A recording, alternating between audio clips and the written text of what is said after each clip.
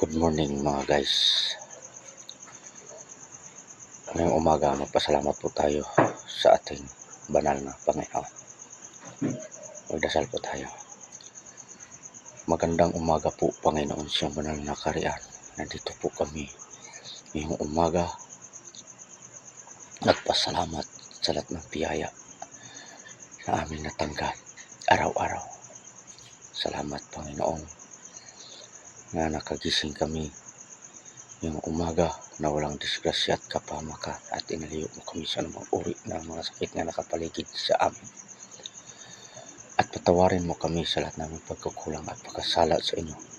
Dahil lang po namin Panginoon, bawat kilos namin hindi namin alam makagawa kami na hindi ayon sa iyong kalooban.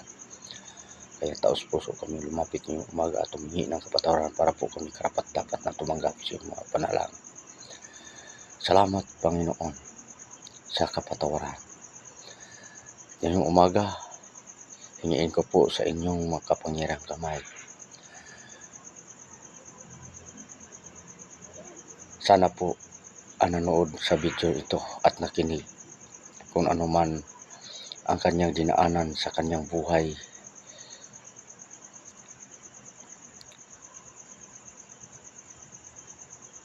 Tulungan mo po siya, Panginoon. At lutasin ang kanyang mga problema sa aming mga buhay. Lord, wala kaming magawa sa aming buhay kung hindi ka namin kasama. At sa inyo lamang kami may pag-asa. Lalo na Panginoon, kung may sakit siyang nadaramdam ngayong umaga. Hiniin ko po siya makapangyarihang kamay. Gamutin mo po siya sa pangalan ni Jesus. In Jesus name. In Jesus name. Alisin mo po ang kanyang sakit. Ito po ang aming samot dalangin sa pangalan ni Jesus, ang tagapagligtas. Amen.